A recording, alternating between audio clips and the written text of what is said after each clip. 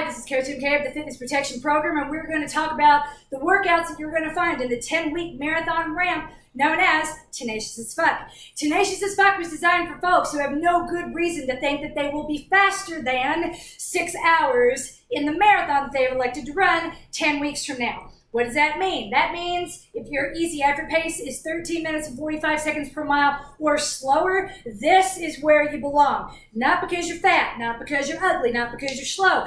Don't assign moral value to it. It has nothing to do with it. The work at this fitness level, where you are, wanting to do this event at all is badass, and I'm not going to tolerate you talking down about yourself and about your accomplishments before you've even gotten started. You belong there. You deserve to be there, and if anybody says anything otherwise, you come get me and I will sort them out. I have nothing better to do with my time, I assure you, especially now that I only have one ovary and just as much PMS.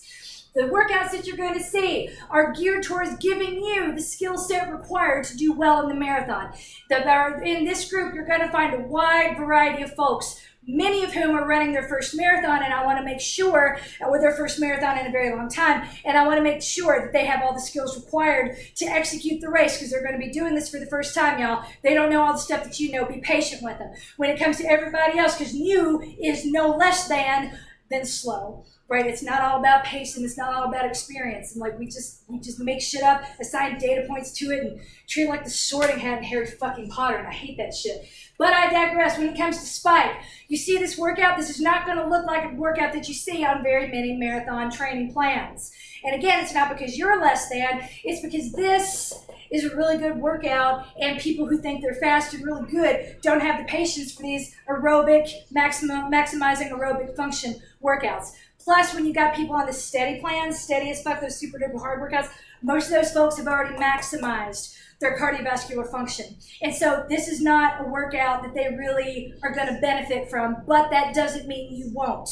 If this is exactly what you need to be doing, if you are here in Tenacious for any of the reasons that I just described, then this is a very, very, very, very, very good workout for you. Let's get to warm up, followed by some accelerators, followed by cruising at easy effort, followed by more accelerators, followed by cooling down. It's like adding an extra 2 layers to your avocado toast or your stride sandwich. It's a double-decker stride sandwich is nearly what I called it, but I couldn't find a good emoticon to go with it, or a good icon rather. The next workout that you're going to see is called Charge, and this is a skill acquisition series. What I want you to be focusing on in Charge is learning how hills impact effort, how they impact pace.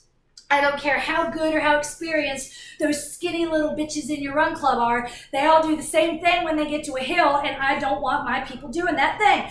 They get to the hill, they go whee and push all the way up, and then they go faster on the way down to make up time, and then they end up blowing up about 5 miles into the race for no good reason, and they don't finish where they oughta, and they think the training plan is the problem, right? Because clearly, it's the training plan that made them run up the hill.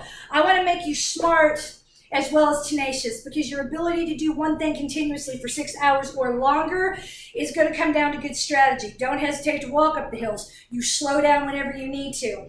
But in this first series, early on, when you see Charge, I want you to fail. Because only when you felt the humiliation of not being able to continue up that hill and having to walk, will you be able to avoid that thing on race day. Nothing new on race day, including failing on hills. You don't ever keep up or try to keep pace just because everyone around you is. They don't know what they're doing. Do not assume that the person next to you is doing the right thing and you are not. You are coached, you are loved, you are winning at life, you are doing what you need to be doing. You have no idea who that person is, so don't imitate them. You listen to me and you listen to you. When you get on those hills, in the Charge workouts, I want you charging up the hills to failure so that you have to walk. I want you to get really familiar with, if I go a little bit harder, I'm going to get tired that much faster. I wonder how long I can keep this effort up that hill. And then go. And find yourself panting, find yourself having to walk. Get a little humble in this workout. This is not hill repeats. This is feeling a little awkward, and avoiding that so your ego protects you and helps you make better choices on race day. This is a process a lot of faster runners never have to go through, and then they get their butts handed to them instead of a Boston Marathon qualifying time. The next series that you see when it comes to hills is called smooth. Once we've had a few reps to failure, and you probably have a very good idea of how to attack hills or how not to attack hills. So we're going to go practice good decisions. Get really good with the notion of having to slow down when you go up the hill without having to walk. How slow can I shuffle without having to walk? Maybe go find a super steep hill, one where it would be more efficient to walk than shuffle, so that if you see one of those someday, again, you don't hesitate to walk. They are very common in trail workouts. Even the people who win have to walk. I don't care how long your race is. I don't care how fit you are. The people that win Western States with average 7-minute, 8-minute miles, those people are walking at different parts of Western States because the terrain is so tough. Walking is not the sign that there's something wrong with you, that you were weak or like a pansy in some way. So you've got to get rid of this moral assignation, the moral values that we assign to slowing down. It's a smart choice, and you need to know when to do it and how to do it, and these two workouts are going to teach you how to do it in hilly situations. So here, remember, charge up. Find your humble spot, reps to failure, have to walk, and remember that feeling, remember what you did, and then don't do it again. To make all the mistakes in charge knowingly, so that when you get to smooth, you know what a good choice is. If nothing else, you avoid the bad ones. And if you don't get it right the first time, that's fine. You've got several opportunities to learn good strategies on hills. But this is not even about building fitness, it's about building smarts. And I want you to be the smartest motherfuckers out there. Okay? And you will be, because I guarantee you, these are two things I cannot get my fast people to practice at all. I put them on hills and they're like, I did a hill workout, because they want to put it on Strava and brag to their buddies. They learn nothing. Please learn something and you'll be my pet unicorn. I need more pet unicorns. I don't know if y'all heard, but I don't have pet unicorns anymore. I'm going to say that. When it comes to one by one, this is the final workout that you're going to see in the program this time. Remember, in Fitness Protection, you're going to get a brand new training program for the marathon every 6 months into perpetuity. Doesn't mean you might not see the same workout ever again. There's only so much we can do with all the levers that we have available to us. But I really hope that that's something you're complaining about to me 6 years from now. Like, Coach MK, I saw this workout once before 5 years ago. I feel cheated. Yay, you! Thanks for being here so long that you got to see a repeat and that you've been paying enough attention that you're pissed about it. I love you too. When it comes to the one by one, again, you're going to see this as we get to the taper. This has nothing to do with fitness. Once we're in the taper, we're not getting any fitter. We're preserving and saving, and again, back into smart decision making for race day. What I want you to get with this 1 minute hard, 1 minute easy, I want you going and finding, and it's only a little bit faster than easy effort, finding your marathon effort, then backing down to a jog.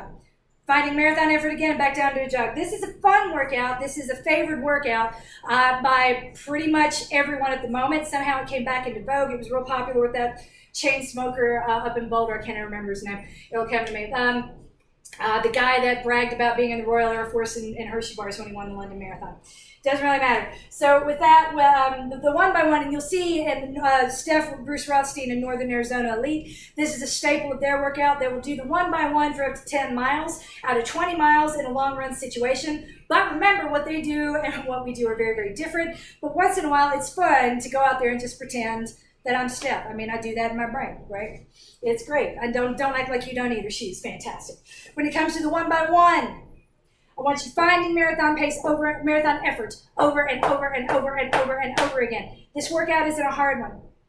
If this feels hard at the end, you are overshooting. Go back, look at what you did in your Garmin, in your Strava, in your training peaks, and adjust it, dial it back next time. You shouldn't even really be breathing hard by the time we get to the end of it. Because remember, you got your easy effort pace and your marathon effort's only a little bit faster. Running more slowly than you want to go in any given moment is the hardest thing you will ever do. I don't care how fit you get. When you have surpassed 7 minutes as your easy effort pace, you will still struggle to stay at an easy effort. You will. Between here and there, the one by one is just a reminder, a little bit harder, a little bit harder. What you're practicing is the restraint that is required to succeed in the race that you've chosen. And in case you forgot at this point, because I've thrown a lot of words at you, that race is the marathon. You are tenacious as fuck. You are not less than. You will never be on the wrong side of a what you think is a math equation. That's like second grade logic. F that. You are coached. You are loved. You are worthy. And you might be flawed, but you're still winning, just like me. Yay!